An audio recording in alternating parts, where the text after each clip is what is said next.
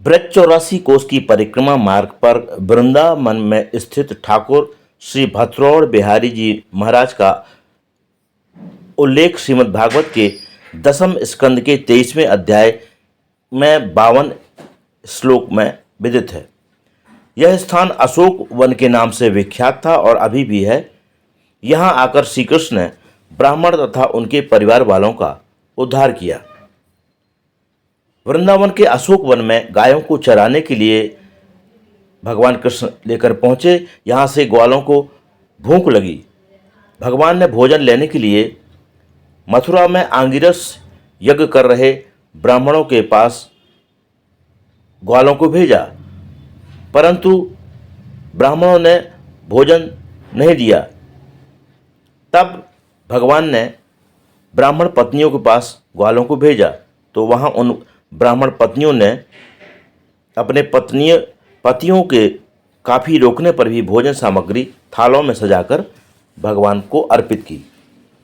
प्रभु ने उस भोजन को बहुत प्रेम से ग्रहण किया तथा उन सभी को अपने मोहनी रूप से तृप्त किया।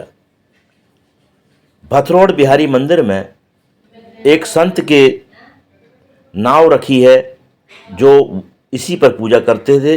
आप इस वीडियो को अंत तक देखिए, बताएंगे कि इस नाव का क्या महत्व है। वो देवराहा बाबा के शिष्य रहे, उन संत के द्वारा इस नाव का कहाँ प्रयोग होता था। यज्ञ पत्नियों पर कृपा के नाम से अध्याय है। गोचारण करते हुए ठाकुर जी के साथ बाल थे, भूख लगी तो बताया कि चले जाओ मथुरा में ब्राह्मण यज्ञ कर रहे हैं, वहाँ पर चले जाओ। वहाँ जाकर के उन्होंने याचना की भोजन के लिए। उन्होंने देने बात भी नहीं सुनी, यहाँ तक उनका जवाब भी नहीं दे, बात भी नहीं सुनी, उनकी तरफ देखा भी नहीं।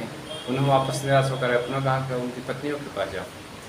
पत्नियों को बताया तो पत्नियों वापस जो यज्ञ के लिए सामग्री बनाई थी वो लेकर के आई। और भगवान को साक्षात नारायण ही तो उनको भोग, पहले तो उनको भोग लगे, यहाँ प्रसाद पवाया उनको, बाल बालों के साथ होगा पाए। बाद में पत्नियाँ यहाँ से जाना नहीं चाहती थी, फिर उन्होंने कहा कि अब जाओ, तुम्हारे पति तुम पर बहुत स्नेह करेंगे। और बाद में पत्नियों ने जाना कि भगवान ही साक्षात थे। हम लोग कितने कंस के भय से भयभीत होकर के हम लोग लगे थे कि भगवान के आते हुए उनका सम्मान हम नहीं कर सकते। ऐसे वो स्वयं दुखी हुए। यज्ञ पत्नियों पर ही भगवान ने कृपा की, क्योंकि मैंने पहले से भगवान के दर्शन, उनकी सेवा की इच्छा थी। इस हेतु से भगवान ने वो लीला की थी। और इसी स्थान में होता अशोक वन, इसका नाम है। यहाँ पर स्थान का नाम, ये जो नाव रखी है इसका क्या है? ये जो गुरु जी थे अभी यमुनोत्री में है। वो यमुनोत्री से 16 किलोमीटर पहले स्याना चट्टी में 2019 से। तो उन्होंने इस नाव से 16 वर्षों तक जल यात्रा की, लगभग 96 तक। और गंगा में पूरी यात्रा जमुना की, मैया की, फिर उधर गोमती की, सरजू की, घाघरा की, सबकी उन्होंने जल से यात्रा की 16 वर्षों तक लगातार जल में। फिर यहाँ आए तो यहाँ पर लोगों ने रख यहाँ पर रहे। फिर इसके बाद से नाव। अभी वो महाराज जी हैं? महाराज जी हैं। कहाँ रहने लगे? स्याना चट्टी बरकोट के पास है, उत्तरकाशी जिला में। क्या नाम है उनका? यमुनोत्री। महाराज जी का नाम है क्या? श्री दामोदर दास जी खलहारी, योगीराज श्री दामोदर दास। इसी नाव से वो पूरे हाँ भगवान की पूजा करते पूजा यात्रा करते रहो। आपका शुभ नाम क्या लिखते हैं? विनय दास।